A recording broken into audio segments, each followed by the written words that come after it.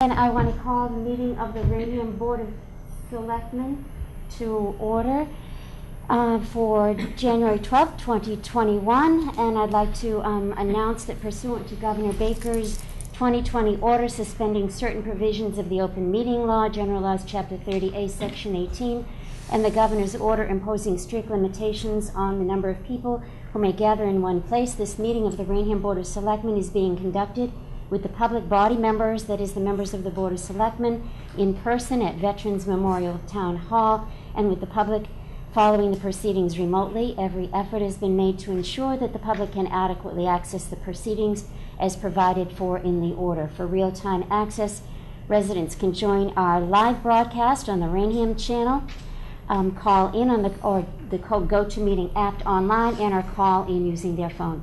Please be advised that this meeting is being recorded. Also, in accordance with the updated guidance concerning COVID-19 state of emergency, those town officials and support staff who are participating in the meeting here in person include, in addition to the Board of Selectmen, that's Vice Chairman Mr. Joseph Pacheco, Selectman Richard Chavo. We also have with us Town Administrator Graham Waters, our Fire Chief, Brian Lasivita, Police Chief, I think, is going to be joining us, James Donovan, our Building Commissioner, Robert Iafredi, our Recording Secretary, Janet Murphy, and from Pomeroy Associates, we have Tyler McDonald and Richard Pomeroy. So with all of that, please join me for the Pledge of Allegiance. I pledge allegiance to the flag of the United States of America and to the republic for which it stands, one nation under God, indivisible, with liberty and justice for all.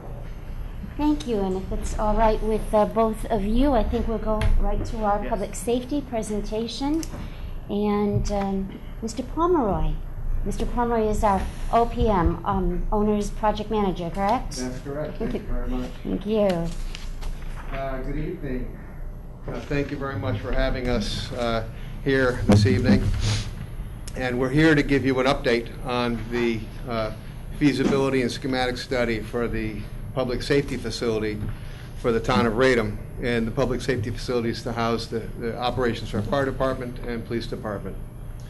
So with us this evening, my business partner Taylor McDonald, a project manager. He's been working very extensively on this project, so he and I will be feeding off of one another on the information we present. We also have our project architects, Doran Whittier, who are coming in via teleconference today, Don Walter, Glenn Gillard, Jason Harris, and Matt Albert. So we'll be going back and forth. Everybody's a team presentation this evening. The next slide, if you may. So we've been working with the staff members in the town for this building committee. Graham Waters, Bob Iafredi, Chief Donovan, Chief LaPlante, Lieutenant LaPlante, Lieutenant Beatrice, Detective Donnelly, Chief Levick, excuse me, Chief, I say it wrong every single time. Chief Lasivita, only known him for about 2 years now. Deputy Chief Johnson, and Fire Captain Jeff Kelleher. Our community members, Dan Andrade, Joe Bentoncourt, John Noblin, and Frank Campbell. These members have been meeting with us extensively since July, going through the process that we're going to present to you this evening, and the decisions that, or the recommendations that have been made. We've presented, and we'll have this, we'll email this presentation around to you so you have it. I know that you had a few pages of it, but a little history about Pomeroy Associates and its public safety and municipal experience. So we have a slide here. I'm not going to go through all of our projects, and we've done the same thing for Doran Whittier on the next slide. But I think we really want to get into the meat and potatoes of our presentation this evening. So I'm going to ask Taylor to walk us through, from a high level, our process that we've followed, and then we'll step back and talk a little bit about each component that brings to a final facility and recommendation. Thanks, Rick. So I think the last time we were in front of the board, or even the town, was back in 2019. And actually, we started this process after a first round of feasibility study, and this is really the second phase of that when we moved forward into really the design and architectural selection for this phase. So that started in December of 2019. Then in January, we put out an RFP for an architect and got responses back and reviewed those at that time. February, we performed interviews with the architects and made a selection, and then everybody knows what happened then, and COVID hit. So there was a pause in the project that took place really from February to June, early July. So this project was started back up, like I said, early July.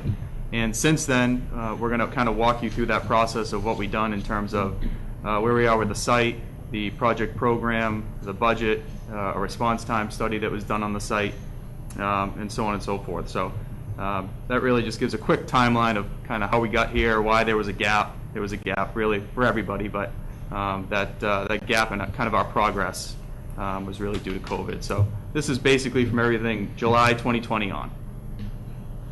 Great, thank you, Taylor.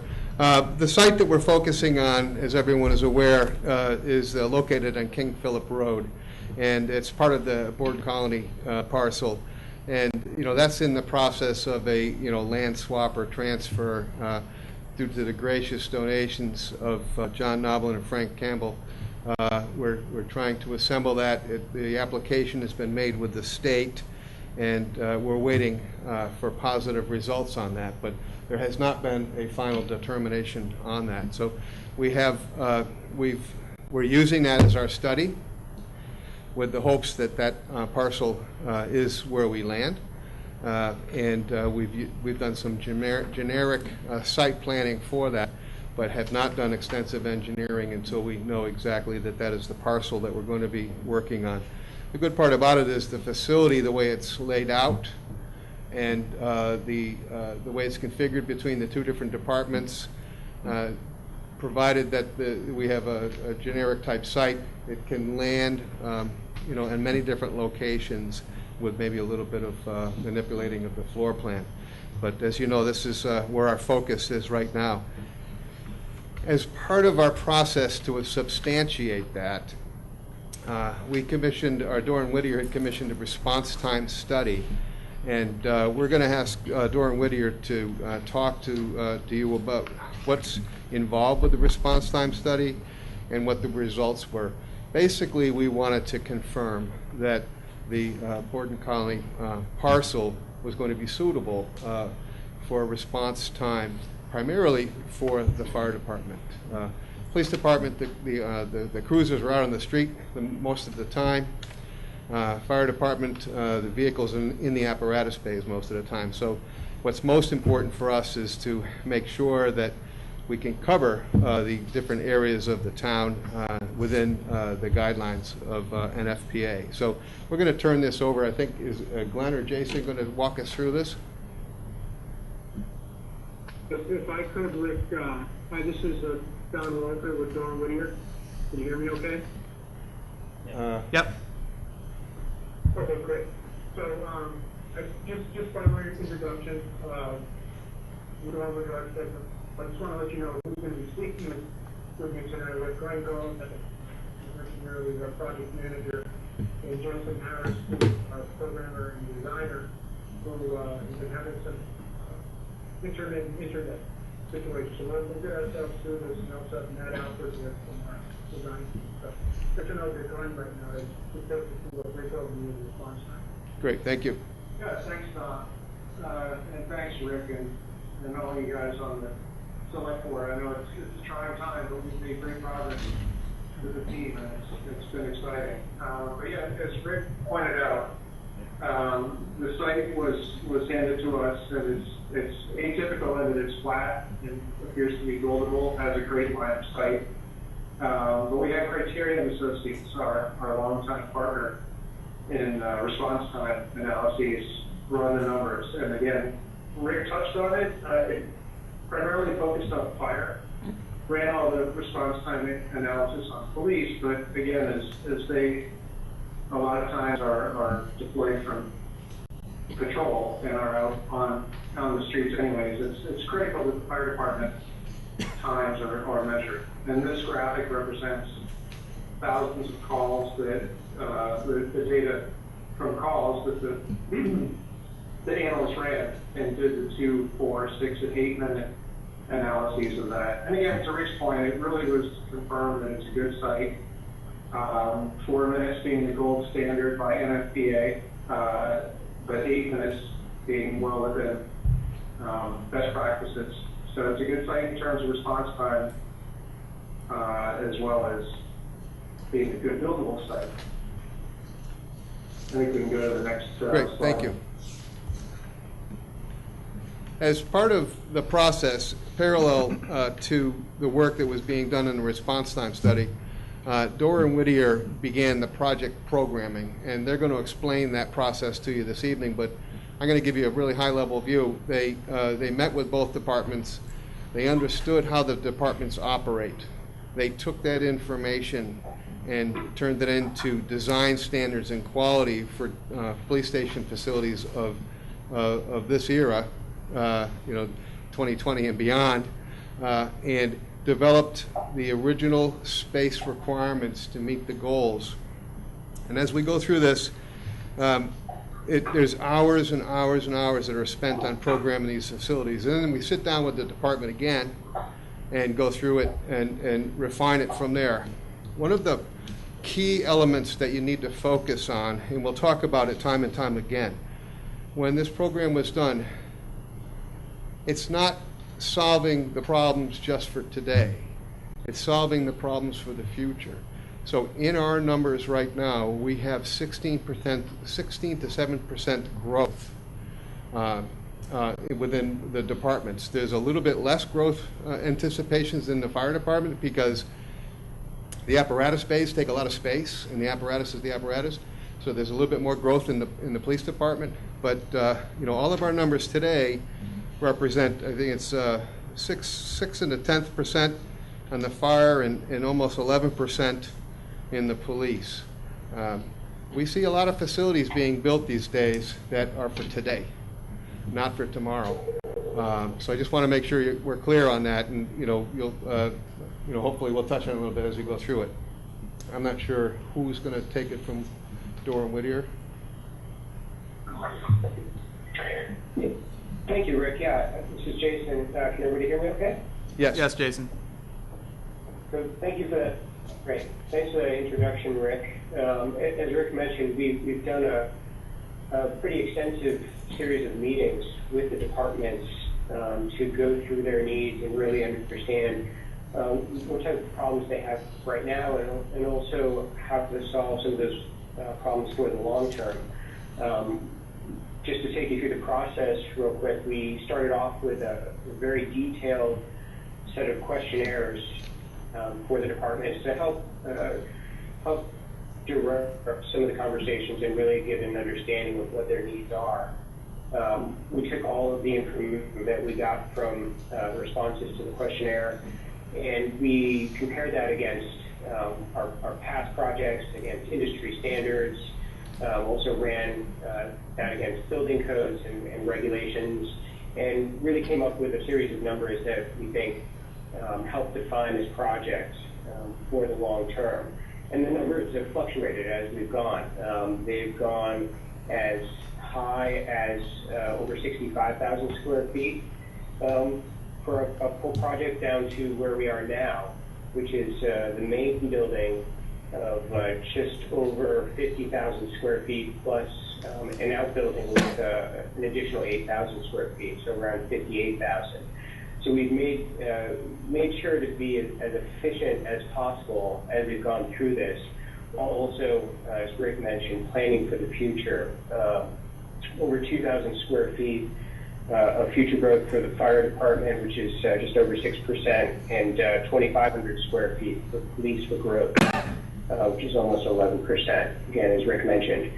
And again, we also have an outbuilding with room in there for expansion, especially for storage items, for equipment that's critical to both departments going forward, and overall we came up with, again, just over 58,000 square feet combined for all of those needs. So we can go on to the next slide.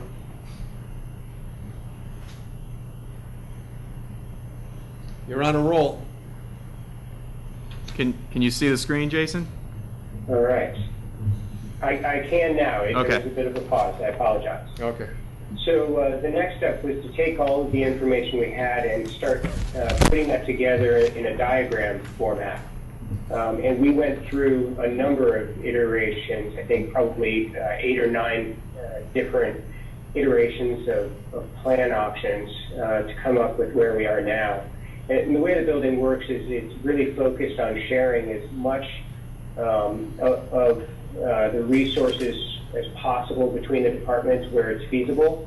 But the building's really divided up where you have fire to one side where you can see a lot of the red, police on the other side where you can see some of the blue and purple spaces, and then green spaces represent mostly shared and public access spaces. And again, a lot of this is set up to be shared and as efficient as possible. This is the first floor footprint. If we can go on to the next plan. Jason, before we go to the next plan, do you want to talk a little bit about hot and cold zones? Yeah. Sure, thank you. This is especially important for the fire department. Spaces are set up to keep staff as healthy as possible. One of the most critical things that the fire departments are dealing with right now is cancer rates, which are historically high. And so we have arranged spaces in a manner that will help to protect the building from contaminants being spread throughout, which will help both the staff and the public who access that building. So it's zoned appropriately for that. The other piece of that becomes mechanical systems.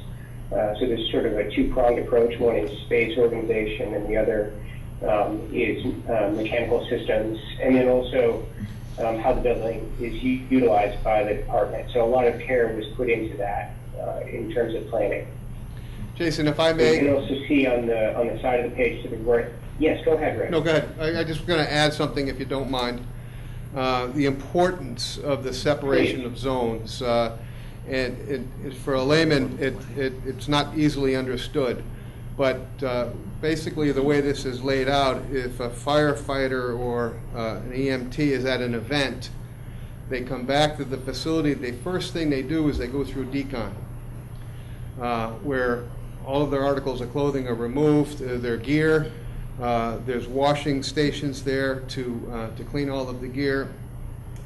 And the firefighter does not leave the hot zones or the dark red zones until they've gone through decon. So what's happened for years with fire stations is that firefighters come back, they take the gear, they put it in the trunk of their car, or they bring it up to their bunk room, and it's in the day room, and contamination is all over the facility. So what we've learned over the last number of years is that the importance of separating those functions and operations is paramount for the success of the facility. And the separation between that and the PD, of course, is equally important. So getting from those hot zones to the warm transition zones to the cool zones is what the design accomplishes. And as we get to the second floor, you'll see how we're going from the red to the cooler areas.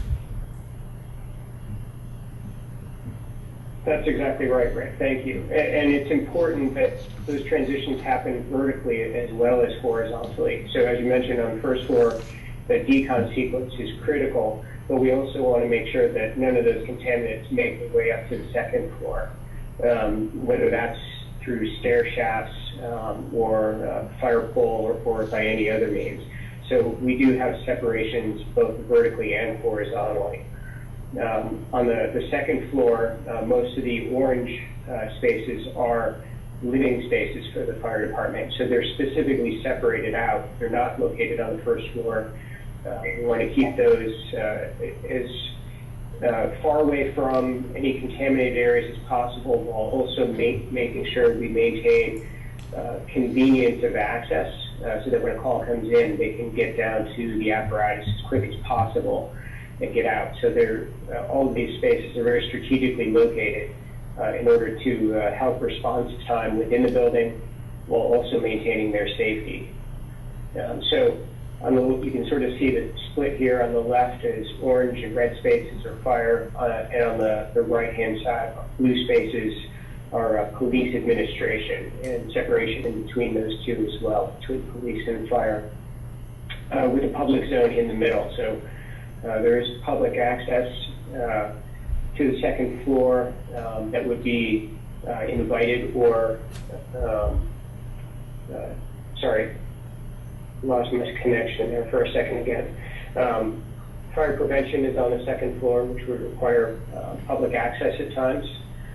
So the public can be brought up when needed, but otherwise it is secure on the second floor. If I may add... there's also additional space. I'm sorry, Rick, go ahead. No, go ahead. I'll add it when you're done. There's a delay. There's a delay, I'm sorry. Okay. That's okay.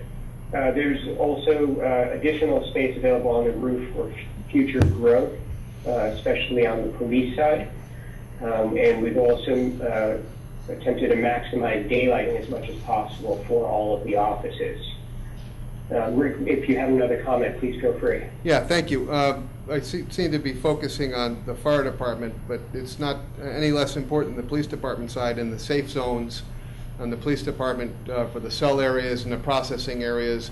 It's very hard to see in the plan, but there are accommodations made to create those safe areas for the fire department, as police department as well, as they're processing the detainees through the Sally port into the processing areas. Keeping everything in an ultra secure environment is paramount. And when you do that, you're creating a lot of space to do that, in circulation space. And so you have a tendency, the more security you have and the more secure spaces you have, the more square footage you end up with. The other element is that when your facilities were built, they weren't considering male and female firefighters and male and female officers, police officers. And so we have obviously we've considered that in these scenarios, and so we have separate facilities for each, which is very important with the way that departments are growing and how diverse they're becoming.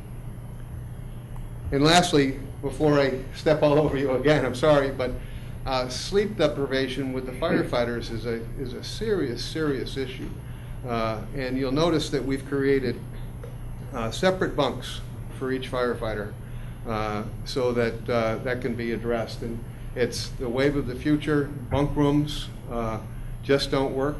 You have male and female firefighters, as well as need to make sure that if there is time to sleep, it's good sleep that they get.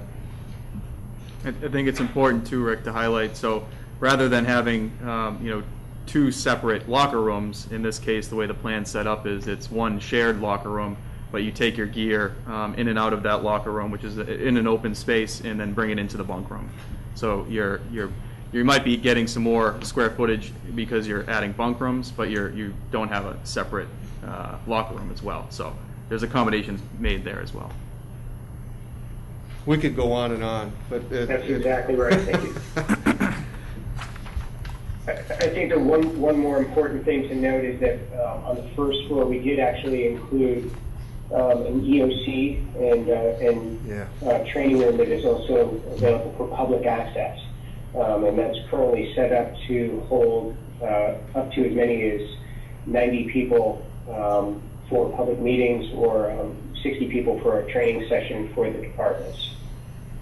And again, that would be set up to function as an EOC as well. Emergency Operations Center. And we originally had designated as a smaller space to accommodate just the departments when they were having their training. But the decision in the group was, let's make it larger. Let's add some more seats to it. Make it more viable for town meetings and the public to use as well. So that has grown a little bit. Like I said, we could go on and on about the floor plan, but you want to show us? I think you guys covered some good points. So before I jump into the site, the only two things I would tack on to the end of the plan review is that the bunk room's on fire, especially what we've seen in the last year. Just the sort of communal sleeping spaces are not going to work from a health standpoint, notwithstanding sleep deprivation and privacy and everything else. On the police side, we spent some extra time with the key folks in the department, really tuning both floor plans, as Rick noted, for kind of safety and ease of access. The detective suite upstairs is consolidated by a discrete rear stairway. And the processing was really tuned with the help of the chief and the lieutenants and detective sergeants to help now. But we can hop on to the site. I think we've explained the plans, although we're certainly happy to take any questions as we move along. But so you've seen the plans. The building is oriented facing King Philip Road. The public sides, the main entry, the visitor parking are all in the front. As is, of course, the large cave area for the fire apparatus. That's the largest piece of pavement on the top of the page there for the trucks. As you come around back, it's secured for staff and patrol vehicles, and then a bar back and impound lot for long-term storage of vehicles and other equipment like that. We've intended and in the cost estimate included a covered canopy for 12 parking spaces so that the cruisers in the winter aren't needing to be chipped out of ice and snow before the staff hit the road. And then the rear upper part of the site is where we've located both the storage building and the firing range. Again, the site has great line of sight up and down the road, so sometimes that can be an issue with police trucks entering the flow of traffic. Does not appear to be any kind of a challenge here. We will wait and see on detailed geotechnical information, but we don't have any red flags at this point about site development. Thank you. If you want to go to the final picture. Yeah, no, I can keep going with the proposed concept rendering here, which, like the rest of the project, has been the result of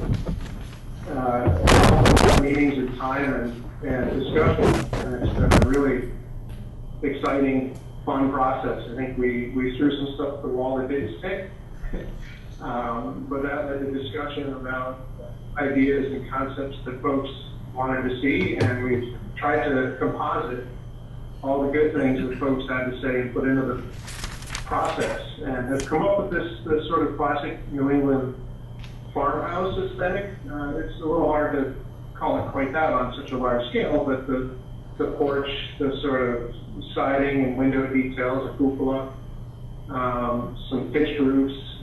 So the intent was to try and have this thing blend into the countryside there as best as possible. Would you care to talk about the finishes, the exterior finishes we're talking about? Oh, sure, Rick. That's a good point. We starting at the ground. We propose a stone base to give it some durability at ground level and a kind of grounding of the mass in general. We probably suggest using a larger exposure cement board clapboard siding. All the trim would be composite or floral type materials so that their long-term durability is good. And I think we've carried commercial grade aluminum clad wood windows. They have the best energy performance, and they bring a really good value and held up well in projects like this that we've done. We've shown metal standing seam roofing at this point, knowing that in our back pocket, if we need to value engineer, a good architectural asphalt shingle, fiberglass asphalt shingle could be used as well. And then where the roofs are flat, it's a heavy-duty membrane roof system, fully adhered, pretty bomb-proof, 30-year warranty.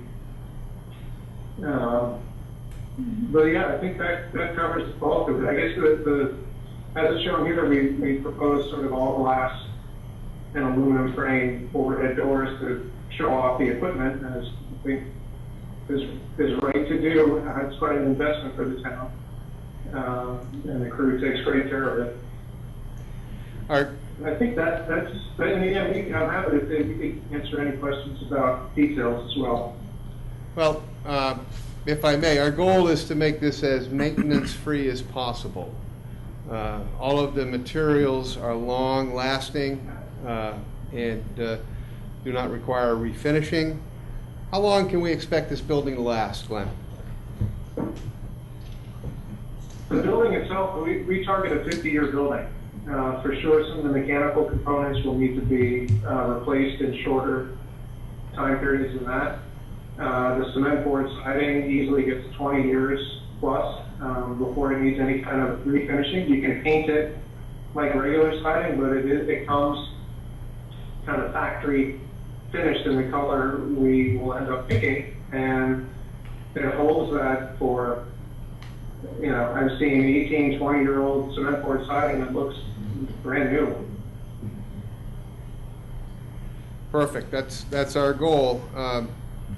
Yeah. You want to talk about schedule a little bit? We can get into cost, or we can answer some questions after that. Do you want to run through that, Taylor? Yeah, I'll run through schedule here, and I know it's very tough to see, but we wanted to kind of show what we've really been working through and accomplished in a pretty short period of time.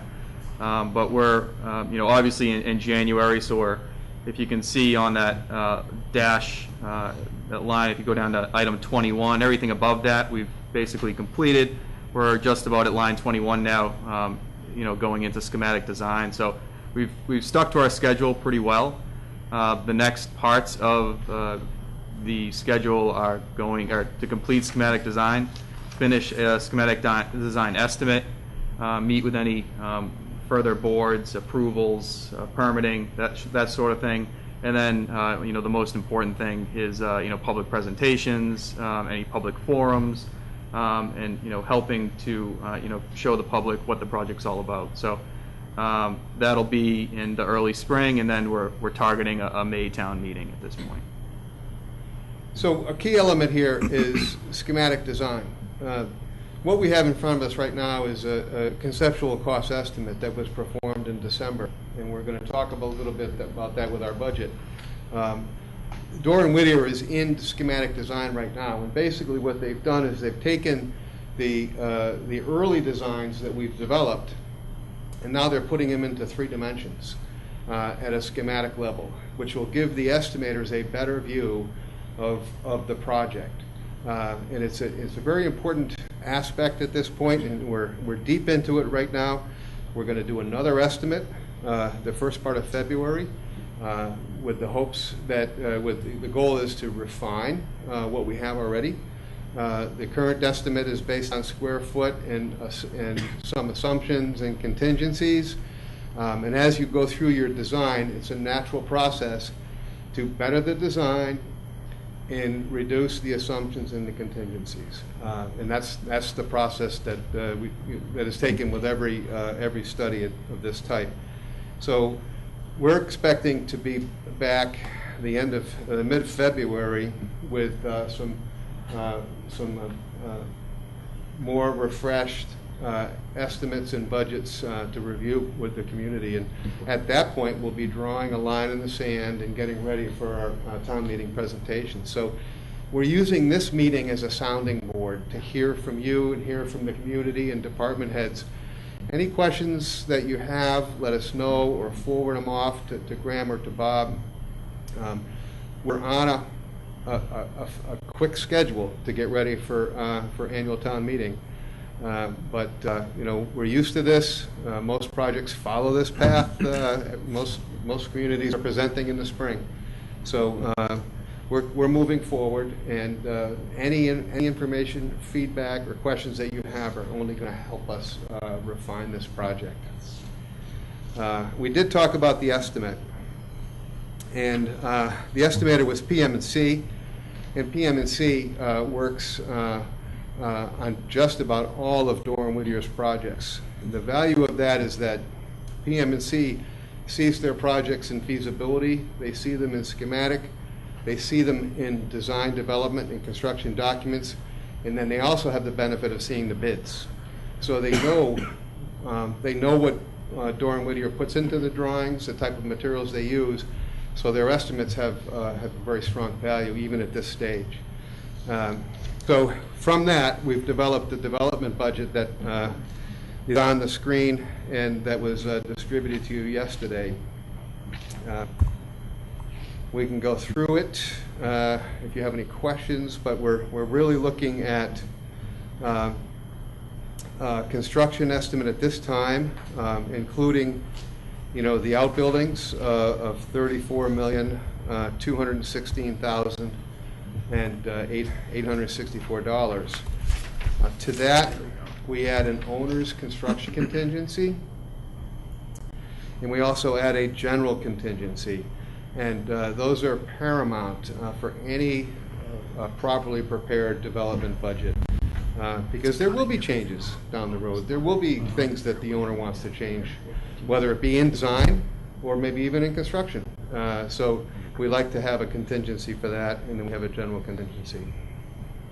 Below the hard cost construction numbers are all of our soft costs for the project, from architectural engineering through project management, any of the third-party consultants that would be on board, fire equipment, police equipment, radios, towers. We've tried to list everything. In some areas, some of the line items are lumped together, but this is based upon past history that Dore & Whittier has had on projects, as well as information that we've had on our projects that we've completed. The majority of these items have not been quoted. It's too early for those quotes, so we're carrying values that we feel strongly are appropriate for those line items at this time. Are there any questions? I'll go. Thank you for your presentation. Mr. Iafredi wants to speak. Oh. Thank you, Mr. Pomeroy. Thank you. Let's get right back up this. Good evening. I don't know if you can hear me through my mask. I hope you can. That's a lot to digest. And it's a great presentation. Thank you very much. But before you get into questions, I just want you to know that the committee spent a lot of time on this, as you can tell by the plans. The fire department and the police department spent a lot of time with the architect to design a building that works for both the police and fire department. It's unprecedented for Raynham to even be looking at a building like this. Maybe something that should have been built, 5, 6, or 10 years ago. Maybe we'd be talking about numbers that are a lot less than we're talking about today. But I just wanted you to understand that lots of work went in this. It's built and designed to be user-friendly, not just for the police and fire, but for the public also. The public portion of this in front of the building, where we're going to have a meeting room that's probably 2 times the size of this room, 2.5 times the size of this room, so we can actually have larger meetings. And we have difficulty sometimes with, having space to have larger meetings. We'll have that in that building. So I just wanted to bring that to your attention. Rick, you did a great job with the presentation. I'll open it up to questions. He'll probably answer most of your questions for you. Okay, thank you, Mr. Iafredi. Before we go to questions, Chief Vicivitor, Chief Donovan, do you want to add anything? No, just to thank Rick and Taylor for all the work that they've done. It's been a long road, and hopefully I can answer what you've done, and I can answer questions that come up that are technical for fire, please. Okay, thank you. Chief Donovan? Nothing more. Appreciate all the efforts, appreciate the board, understanding that.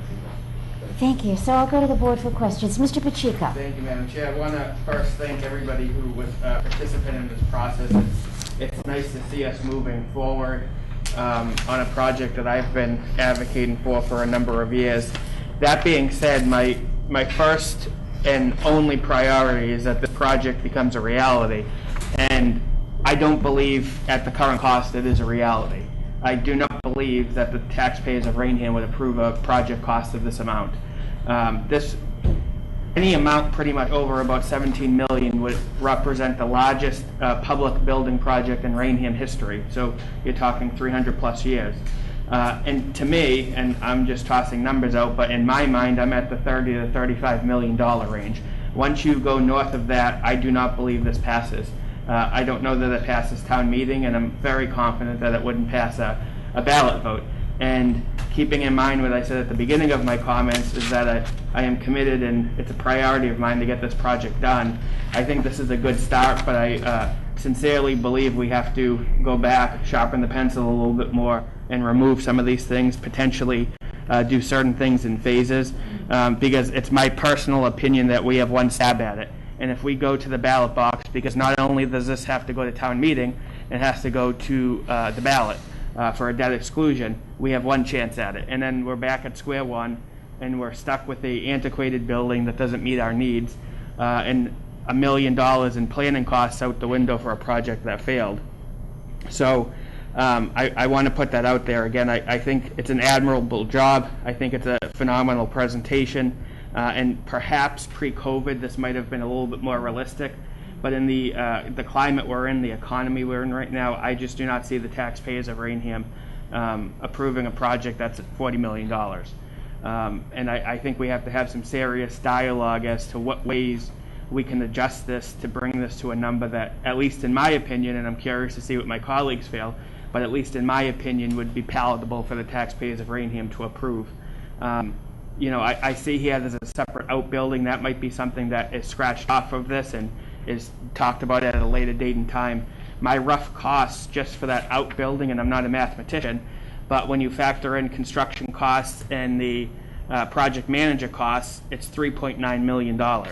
So off the cuff right there, that would be an opportunity to save $3.9 million approximately on the total project cost. And again, we only got these last night. I'd like to have some more time to digest it and also get some explanations between now and our next meeting on some of the soft costs, because I do have some questions on those, but I won't get into the nuances of those this evening. But that's kind of where I'm at right now. My one question I do have, though, and you answered half of it, you spoke to the fact that it was going to be a metal roof as opposed to an asphalt roof. Do you have an approximate cost differential between the metal and the asphalt? We did not price it at this moment, but we will have it. We will have that available. Yeah. But I mean, this assumption is based upon a metal roof. That's correct. And it would be a safe assumption on my part to believe an asphalt roof would be cheaper. We had talked about it in one of our last meetings, and it will be less money. Yeah. Yes. Okay. And they do have high quality asphalt roofs that are in the 50-year range these days. So we were trying to present something that was ironclad, of course, and knowing that we most likely have areas where we would be cutting. Sure. Okay. Again, Madam Chair, these are just some of the things that I've had from last night and today. I might have a couple more as the two of you offer some comments, but at that time, that's all I have. Thank you, Mr. Pacheco. Mr. Shavo. Yes, thank you, Madam Chair. First, I want to echo my sincere appreciation for all the work. It's a project that we have needed for many, many years. The current facility that we have, just anybody that takes a look at that knows that was outmoded who knows how far back. But and as the town grows, it gets further and further behind in terms of its utilization, its utility. I want to say that I think the look, the design of the building is excellent. I mean, from what we could see in the pictures and so forth, it looks like you've really worked very hard to integrate it into the community, give it a nice finished look, not something so commercial that it doesn't fit. I see that complex, that area, that acreage, I see that as a potential, well, it's a public safety center for sure, but I think of it also as a community center. We don't have a downtown in Raynham. Now you look at what we're putting up out there, hopefully. We're putting up a police and a fire facility, modern, the best. We're putting up, we've got across the street, we've got a senior center, we've got a park and rec group there, we've got the Lions Club there. So to me, what we see potentially there is as close as we're going to get in the next few years to a downtown, if you will, a community center. Now, keeping in mind the community center perspective that I'm projecting, as I look at this in the area that you're talking about, I question the appropriateness of a gun range in a community center where we're inviting people. And by the way, this what you all call, I don't know what you call it, EOC, I think it was, but the auditorium even further lends itself to the concept of a place where we can bring people and be inviting. So as Mr. Pacheco said, and again, it depends on how you do the math, and if you do an average cost per square foot, that's probably not appropriate because different parts of the structure have, the outer building may have one cost per square and so forth, the gun room may have another. I get that. But if you look at the difference between soft and hard costs, that gun range is going to cost somewhere between $3 and $4 million. If you just do the math, I've only been doing this since I sat here, so you can vet this further, and I may be off $1 or $2, but that's a big nut. That's a big nut for a program that we're trying to sell the community in a time when money ain't that easy to come by. We're looking for some free cash here and balancing our budgets in a very, very difficult year. So we're going to go to May, and if this was any other year, I think this whole thing would be 23% easier, or 22.8% easier. But you get my point. We're promoting a project which we support 100%, but we want to come in a way in which people. And I like your comment, Joe, which is that maybe we look at getting this staged. In other words, so maybe we don't do the outer building. Maybe we do that in stage 2 or 3. I don't know, but I'm not against it. I'm just looking at the total cost. I'm looking at the whole nature of the community complex. I really want to see this to be built up as a community, promoted that way, so that people are invited into our police and our fire, which have the greatest respect of any town in the Commonwealth, as far as I'm concerned, for the work they do. There's one other point I want to make, if I may, Madam Chair. Please. I'm surprised that there's been no accommodation for a little bit of an outbuilding for the animal control situation we have. Again, it's another component of the community center. And by the way, I'm going to go back. Jeff Kelleher's name was mentioned a bit ago on, I guess, one of the committee. Now, he's the captain in the fire department, and not too many months ago, Jeff headed up a committee in the North School, you recall. And the purpose of that committee was to determine the appropriateness of having our animal control people utilize that facility a few hours a week. And the opinion of the committee was it's not appropriate. It's not the right place. If you've been to the Old North School, it's a residential area. We're trying to do some work with abandoned animals and this and that, and sheltering for a little bit and so forth and so on.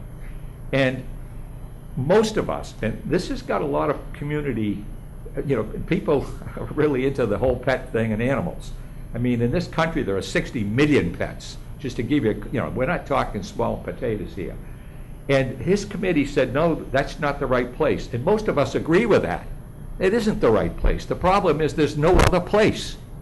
We need to put into this program a few $100,000 for what we call in my world a vanilla envelope.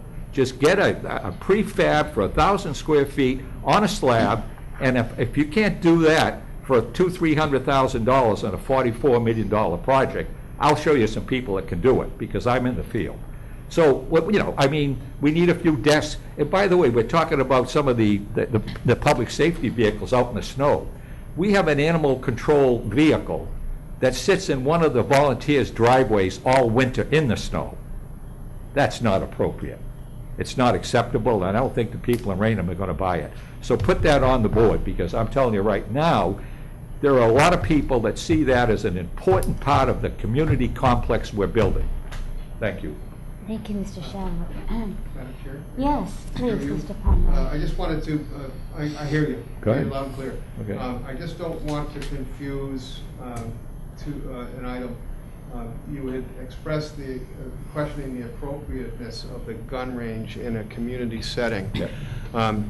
That's a decision that the town will have to make, but I want to make it very clear that this is a fully contained unit It's not a barn in the back where people shoot into a hay bale. So it's a fully contained unit that's designed to contain all of the projectiles that are being used in the shooting range, and it's virtually near to soundproof as well. So it can be installed or built in almost any location. I wouldn't do it next to an elementary school or a school, but what I'm trying to say is that it's safe, and that it may be deemed that it's not appropriate for the project at this time, but I want to make sure that you understand that it is a safe facility.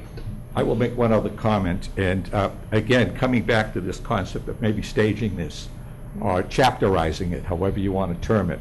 There is a gun range that's less than a couple of miles away, and it's the Taunton Rifle and Pistol Club on 430 East Britannia Street. I don't know why we can't use that as an interim until we find a way to budget another $4 million for a self-contained gun range, which I'm sure the cost per square on that's probably more than your average cost per square. I'd like to see that number, but I would be surprised, because in order to soundproof it, do all that, and I think you should do that, and I'm sure it would be safe. I'm sure you're building that into it. But that kind of money against the total budget is pretty surprising. And by the way, the gun range, which several of the people that are very close to town activity here belong to, it's $130 a year. I think we could live with that for a while.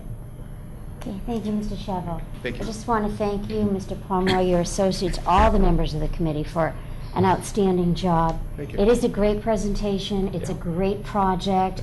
Obviously, as we all agreed, so needed. And I think back to when you gave us the last presentation and how substandard our current facility is. Well, it's something that we desperately need. I just do share the concern. The timing is terrible. The fact that we need it so desperately, and yet it's with the economy being what it is and COVID causing all kinds of problems, is always, the price tag is a bit scary.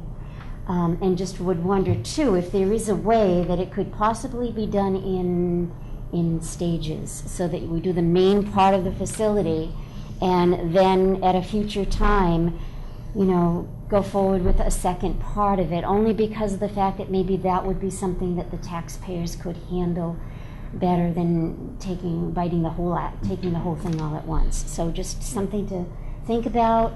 Again, totally support the efforts, so needed, and our public safety people need it desperately, deserve it completely, and we support it, but as Mr. Pacheco said, we want to get it approved. Madam Chair? Yes. If I could? Sure. Thank you. I agree with your comments, and I just want to add to Mr. Shivos. The board did ask a while ago to incorporate in the ACO piece, and I was remiss that I didn't mention that in my comments, so I thank you for pointing that out. I think we should get something related to that, because I do think it's time, I think it's necessary, and I'm not going to add any other comments because I think Mr. Shivo covered A through Z and then A squared, so I'm not going to go on that.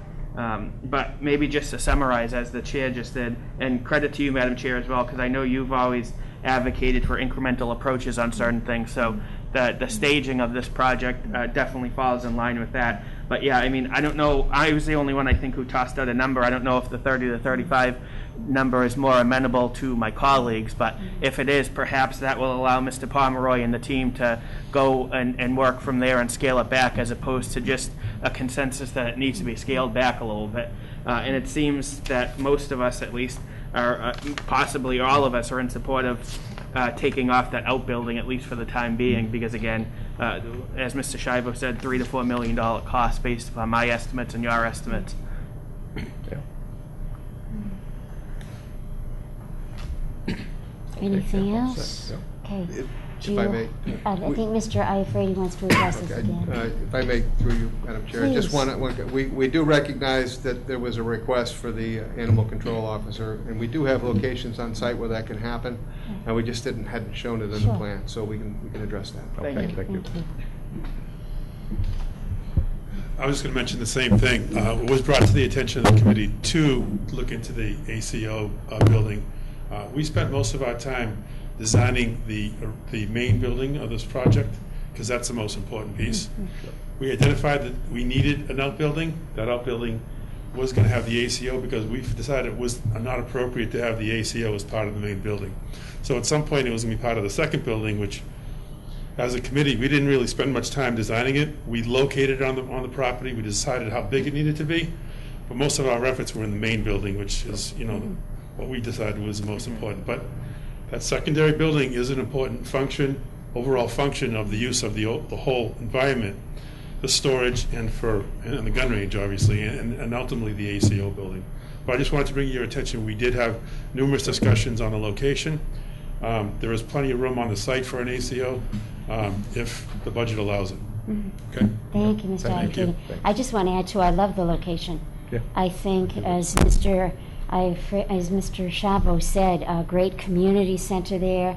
I think it's a perfect location for our police and fire, too. It provides more coverage for North Raynham, which has been an issue for a long time. You've got great access to 4424, 138, 495. So I think the location is excellent. Hopefully our friends at the legislature will help make that a reality. Anything else? No, I just re-echo, Madam Chair, my comments. I don't know if the board would find it appropriate to try to hone in on a better number. If that's not something the board has an appetite for, that's fine. But from my point of view, it might be helpful to them. Did you want to comment again, Mr. Iafrate? I'm sorry, there's one piece left that while we're on this discussion. Sure. We received a phone call early this morning, so we weren't able to get this in front of you before right now. But Mark Pacheco's office, Mary from Mark Pacheco's office, said that we need to have some kind of a vote from this committee, from this board, that you approve the donation of land and a land swap for Borden Colony, just so it's on the record, and then we can have something official on the record that we can show to the legislature that the town is willing to move forward with this process. So if you could make a motion at tonight's meeting, we can present it to Mr. Pacheco's office. If they need something that's more formal in writing, we can bring it back to you next week. Great. Okay. Madam Chair, I would motion to that effect to approve, well, not approve, but accept the donation of land, the generous donation of land by Mr. Campbell and Mr. Noblin, and also to designate this area as the potential public safety complex. And I would just say it's consistent with discussions that we've been having for about 2 years. So this site or this project is not something that's new or being heard for the first time. So. Second. Motion and a second. Any further discussion? None. And if we could also, I know we can do something more formally later, but send just a letter of appreciation to Mr. Campbell and Mr. Noblin for such an incredibly generous donation that would make this hopefully possible. Yeah. All right, any further discussion? Hearing none. All in favor? Aye. Any opposed? So voted. Thank you so much. I think you've thrown numbers out there that they can work with, Okay. Mr. Pacheco. too. And That's fine. yeah, so, okay, thank you very Thank you. much. Appreciate it. Okay, going back to our regular order of business, looking for a motion to accept the minutes of the January 5th meeting of the Raynham Board of Selectmen. So moved. Second. Motion by Mr. Pacheco, second by Mr. Chavo. Any discussion? Hearing none, all in favor? Aye. Any opposed? So voted. Next, we have our department heads, and we have our fire chief, Chief Lasivita. I'll try not to take too much of your time. That's quite all right. So for the month of December, we still have one gentleman that's out. He got hurt at a fire in West Bridgewater in September, and he's still out. He was supposed to have surgery this month.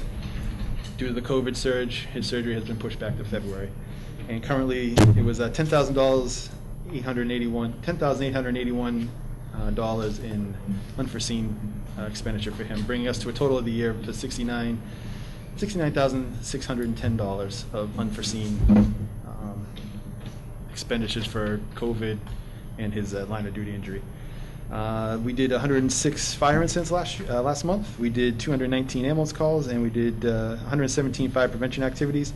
We finished the year with 3,116 calls, which is up 191 from last year. Wow. And has our record year was 2018 at 3,017 calls, so we were almost 100 calls over that, which is kind of a unique number because we're probably down a third or a quarter for that whole COVID period, and we still finished quite a bit high over any previous year. So Raynham is growing and they're keeping us busy. The only other thing, burning permits are available online. If people go to raynhamfd.com, there's a header on our website. You can click on that and it'll bring you right to the burning season's coming up January 15th to May 1st, so people can get their permits that way. That way they don't have to come in the station. And if you don't have any other questions, I will leave you for tonight.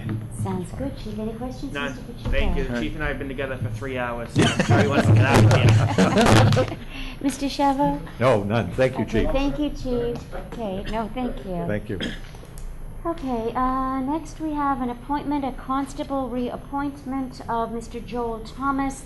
It is approved or recommended by our police chief. So we have a motion? Yep, motion to reappoint. Motion to reappoint. Second. Second by Mr. Shavo. Any discussion? None. Hearing none, all in favor? Aye. Any opposed? So voted.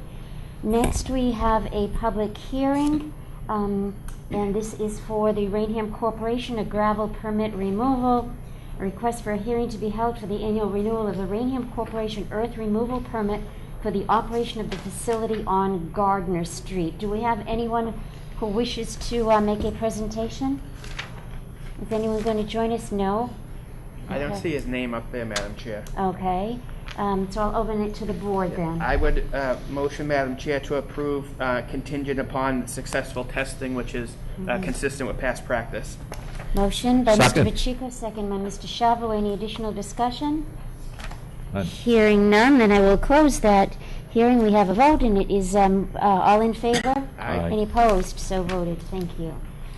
Completion old continuing business, discussion and action, service contract with MX Consulting Services Incorporated. Mr. Waters. Thank you, Madam Chair. At this time, I'm not prepared to bring this item before the board, so I ask that the board table it again for another week while I continue to consult with legal counsel and coordinate with the vendor. Motion to table, Madam Chair. Motion to table, second by Mr. Shavo. All in favor? Aye. Any opposed? So voted. Thank you. New business, discussion, presentation, we had that, of the Raynham Public Safety Building Committee. Discussion and action, human resources job description. Mr. Waters. Thank you, Madam Chair. Before you have in your packets, or I believe also emailed and given to you as a hard copy, a draft job description for the Human Resources Coordinator. The board did receive an email to announce Selectman Shivo's comments, to review it and edit as they see fit in order to have a discussion tonight about the job description. So what you have before you is the draft, and I will turn it back over to the board for discussion. How was this prepared, Mr. Waters? So this was prepared by looking at a couple different towns for a beginning rough draft, and then submitting that rough draft to the Collins Center. Having the Collins Center, they did a small survey of 3 or 4 different towns to get estimated salary, which is what I plugged into the salary range, and then also adding the job duties and other essential functions. And then in addition to that, I went back to, there was a memo I presented to the board, I believe it was last year or in 2019, that had some of the HR functions that staff is currently doing, and just incorporating anything that was not already in the job description. Okay, thank you, Mr. Waters. Questions? Mr. Comment, if I Shavo. may. Yes, thank you, Madam Chair. I have suggested to the board that we proceed with the posting the RFP for the Human Resources Squad Data position and hold off on the posting of the Finance Director position, primarily because we're still very deep in trying to fill the accounting position, and I think it would be in our best interest to accomplish that first, let the dust settle with regard to bringing on board an accounting position, then revisit the Finance Director position. So with that in mind, I'm asking the board to move forward with the refined and the adjusted job description and post that in an orderly way, and let's move forward and find a way of interviewing these people and proceed with hiring them. I know we've got an executive session to discuss contracts. I believe that's the case, is it not? With non-union personnel, Yes, right? correct, Right. yes. Okay, so you want to make a motion motion. to advertise the position, Yes. to go forward and advertise the Yes. position. And to hold off on the finance director until further notice. Okay, well, we'll take the human resource coordinator's position. Motion, do we have a I'll second? second for discussion, Madam Yes. Chair. Mhm. A couple of things. I mean, first of all, I understand the need, I guess, to move forward with this, but as I've done in the past, I want to caution the board. We still do not have a budget for this fiscal year. Last week, we were given the expenditure report, which I don't believe to be the entire expenditure report. I think there's some stuff missing, but some of the pages on here are concerning to me. For example, our accountant's office is already at 80.16% spent, and we're 6 months through the year. Our IT is already at 70.29% spent, and we're only at 6 months through the year. And so we're spending money and continuing to spend more money. And I just have to wonder if it makes sense to hold off a little bit, at least until we have a budget to figure out where we're at. If the board is adamant about moving forward at this time, absent an accurate year-to-date budget, there are a few things in the job posting that I would suggest we change, and some of them we need to change. Page 1, we have no dental plan. I don't know why it's listed in this, but details matter. We don't offer a dental plan to staff, so that should be stricken. There's no reference to this position liaising with Labor Council. I haven't heard anywhere that we're going to be getting rid of Labor Council, so I would think this would be the point person for that type of relationship, but that's not reflected in here. And in terms of education and experience, I believe education and degrees are extremely important, as I know my two colleagues feel, but I think in a position as important as this and as intricate as this, it's not so much the degree, specifically a bachelor's degree, that's important. This is a type of position that actually has very relevant and very precise certifications. I would rather see certifications required and education being a little bit looser. There's Associate Professional of Human Resources, there's Associate International Professional of Human Resources, there's Professional of Human Resources, there's International Professional of Human Resources, there's Senior Human Resource Professional. There's literally probably 6 to 8 relevant certifications out there that really would dictate a person's expertise and subject matter knowledge. A bachelor's degree in human resources, I now haven't been in college for almost 14 years. I can't tell you I remember everything that my degree taught me, but certifications require biannual, annual recertification. I think on a position, again, that is this technical, we should be putting the pressure on certifications and recertifications, not on a bachelor's degree, because again, to me, it's less important. But I want to re-emphasize my primary point that I would appeal to the board that we hold off a little bit until we have a budget, because we don't have that, we don't know where we're at yet. But if the board were to move forward, I hope you would at least incorporate my requests on that. Okay. I know we did pass an article at town meeting for a certain amount of money, but Correct. I certainly hear what you're saying as far as the budget is concerned, and you have brought up some items that need to be addressed as far as incorporating into the job description. Mr. Sheva, would you be amenable to tabling this for, I know you want to move forward with it, but tabling it for maybe for 2 weeks so that we can incorporate Mr. Pacheco's concerns and maybe get a little better idea on where we stand with the overall budget? I don't see why we would want to table it for 2 weeks. I think the changes that Mr. Pacheco just made could be incorporated in the next 2 days. I see no reason, a couple of points that he made, if I may go on. I don't, the clock is ticking, we need that position. It has been defined very well in the Government Studies Committee, the DSL group, the Collins group. Everybody says that's a critical part of the whole change within our makeup as far as the management of the departments goes. So to me, that's a critical move that we have to make. Now, Mr. Pacheco makes a very good point. Some of these budgets, some of these departments are over budget. I think what we need to do is start policing some of these departments, okay? Not table a very, very important position because some departments are over budget. Let's go back to them and find out what we can do to get them back in line. And maybe if we had an HR coordinator, that would help the process. I don't know. But no, I don't see that. But one point that I'm going to go back to what Mr. Pacheco mentioned, which I totally agree with, and I taught these subjects at university. Post-secondary education, it doesn't even begin to touch or duplicate the value of a certification. Certifications dig a lot deeper. Post-secondary education typically deals with subjects in a very general way. And so if you have both, that's not a bad thing, but certifications are critical. So I suck in that. But anyway, to your point, Madam Chair, I don't support tabling it. I want to move forward on it. Let's get it off dead center. I don't see any value in putting it on the table. If we can get, this has to come back to us with Mr. Pacheco's changes, you know. Okay. I mean, his draft. So I would ask, if I may, you know, when can you get a refined copy back to us, Graham? The couple of changes that Selectman Pacheco recommended, Yeah. And any other, I could make it a priority to work on tomorrow and try to get it to the board by the end of the week, if not sooner. Madam Chair, if I Yes, could. Mr. Mr. Waters, do we have any more of an update? And I know last week you had said you were going to try to get us revenue projections. But, I mean, again, not to continue to belabor the point, but I think it's due time that the town accountant feels some pressure as well. We're heading into 7 months into the budget and we still don't have anything. It's unconscionable to me at this point. Totally.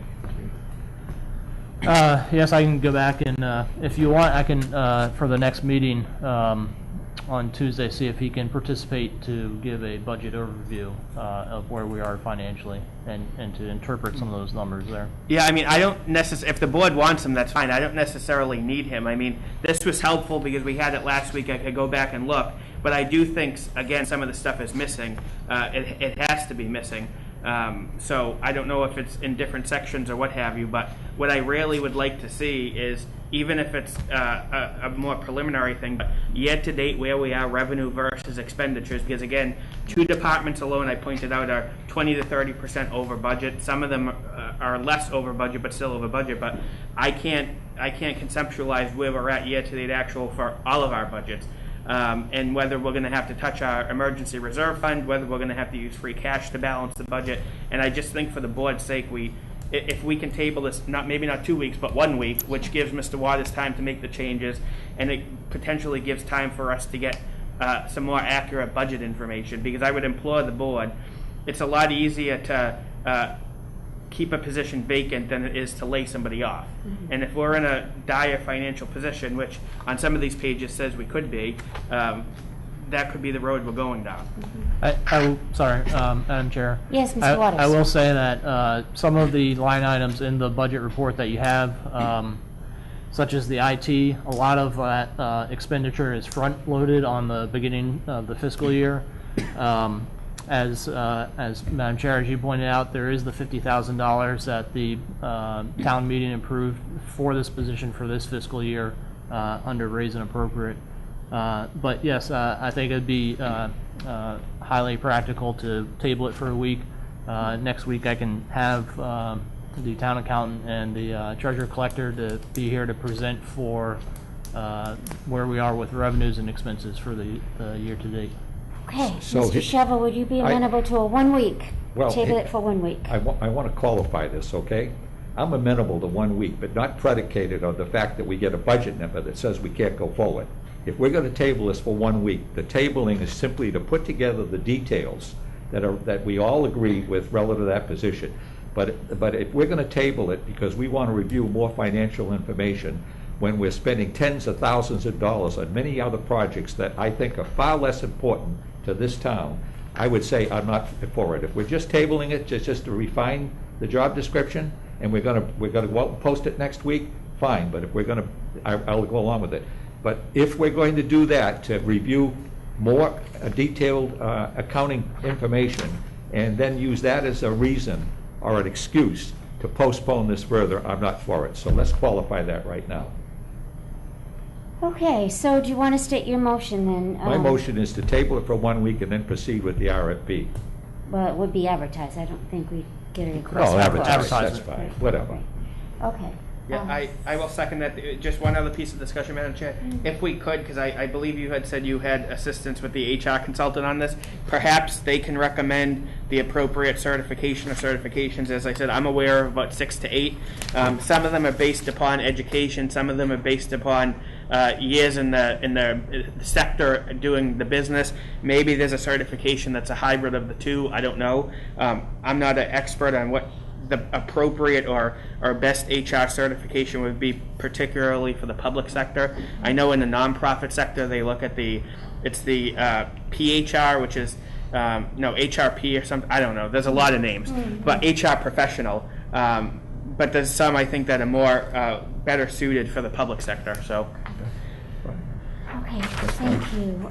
So that's my motion. Okay, so we have a motion to table it for 1 week so that we can clarify the job description, and with that the intent of this board is to go forward. Correct. Is that correct, Mr. Shalvo? Second. Okay. Madam Chair, if I may, either before or after your vote, I have the dental and the certification. Is there any? There's a Labor Council. Labor Council. I will say we do have voluntary dental. Changing that language to, would that be appropriate? Where the employee If we facilitate that, I didn't know that we facilitated those plans. We do, yes. Okay, yeah, I have no issue with that, but I just think it needs to be clear then. Okay, so then let me do a roll call vote. Mr. Shalvo? Aye. Mr. Pacheco? Aye. The chair will vote aye. It is a vote. Okay, very good. All right, next on our agenda moving forward here, we have General Code Bylaw Project Bylaw Committee. Mr. Waters. Thank you, Madam Chair. I believe our town clerk might be available to help discuss this online. I will start out by saying last week, I believe, both the town clerk and myself gave a brief overview of where we are with the General Code project, at least in my report, and then the town clerk during public comment. The town clerk is prepared to solicit an estimate for a company that can come in and scan the documents that she has in her office, the Attorney General's opinions, and the original annual reports that she has in order to help move this project forward remotely.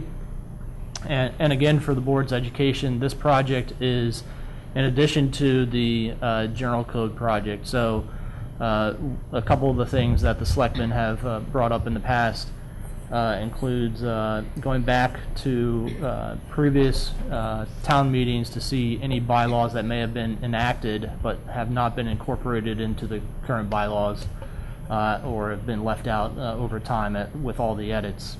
And then in addition to that, looking at the Attorney General's opinions to see the same, if there's any difference between what was passed at town meeting and the wording and any changes the AG might have recommended over time. And then finally looking at the state optional laws that the town can opt into to see if over the years if there's anything that we're missing on our books that we have opted into by vote that has not been incorporated. So just doing a double check on all of our existing stuff. And I see that our town clerk is available to talk, so I will turn it over, Madam Chair. Thank you, Mr. Waters. Mrs. Sylvia Marcia, are you with us? Hi, yes I am. Can you hear me? We can hear you fine. First try. Excellent. Wow. Thank you to Mike Halen this afternoon. Go right ahead, Marcia. Okay, thank you. Doug Graham and I talked about it this afternoon. I had spoken to the woman at the General Code last week. Actually, Graham and I have both, been talking back and forth with her. And Graham gave me permission today to get a quote from someone that I know that I would definitely give our files to, that he could scan the Attorney General files.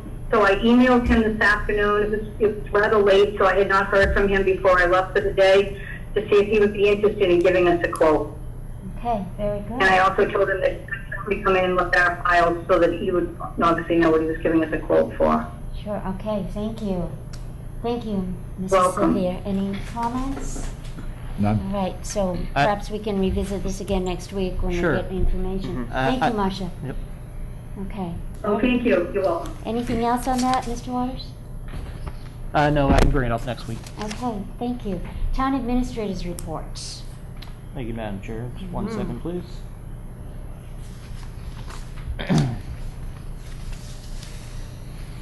Ongoing business, we have a report out of the Highway Department, a COVID-19 update. The Highway Department continues normal operations with 3 employees out of work due to sickness or quarantine with COVID-19 related household illness or restrictions.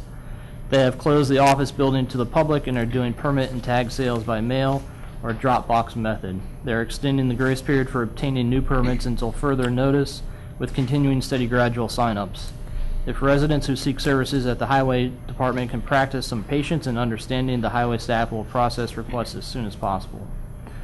The town accountant search update, just to let the board know, the updated job ad has been posted on the following locations: the town website, the MMA job board, Mass Municipal Association, the Rhode Island League of Cities, Cities and Towns job board, the Massachusetts Municipal Auditors and Accountants Association job board, the Massachusetts Government Finance Officers job board, LinkedIn, and Indeed. The committee will meet again later this week to review any new applicants. Upcoming, we have the next regularly scheduled Selectmen's meeting will be Tuesday, January 19th, 2021 at 7 p.m. right here in the Don McKinnon Meeting Room of Town Hall, 558 South Main Street, Raynham, Massachusetts. The public will be able to participate via GoToMeeting platform or by watching the Raynham Channel on Verizon, Comcast, or recording posted later on YouTube. And then also we have a Town Hall HVAC cleaning as a result of the 2018 Indoor Air Quality Report issued by the Bureau of Environmental Health. The town has arranged to have the air ducts cleaned and sanitized this coming holiday weekend. Town Hall employees have been notified by email today. The town will also be soliciting estimates to replace ceiling tiles in Town Hall. Thank you, Mr. Waters. Any questions? None, Mr. Madam Chair. Pacheco, Mr. Shavo. Thank you. We go to Selectmen's report. Mr. Pacheco. Nothing, Madam Chair. I spoke about the budget earlier, so. Okay, thank you. Mr. Shavo? Yes, Madam Chair, I have a question of the town administrator with regard to the transition for our IT program. Where in that transition are we with regard to MX's, how do they feel about it? How is it working? How smooth, I'd like a status report on that, please. Sure. So in addition to the report that I gave the board last week, they are about 95 to 80% complete in the transition with the former IT company. Very little assistance going forward is needed. They just have some additional transitional projects from Secure Restore and MX that need to take place at the police department. And I believe once those items are complete, they'll be about 100% complete, and any other little small things will be squared away. So if I may just pursue this a little bit further, we're at somewhere between 95 and 98% complete with the transition, is that correct? Yes. And is there a projection of when we will be 100%? It should be within a week or two. A week or two.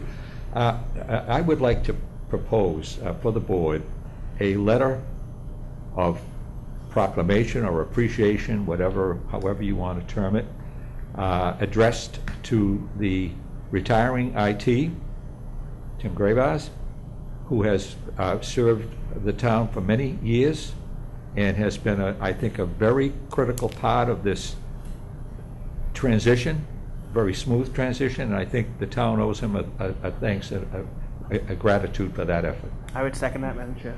Okay, any discussion? None. Hearing none, all in favor? Aye. Any opposed? So voted. Thank you.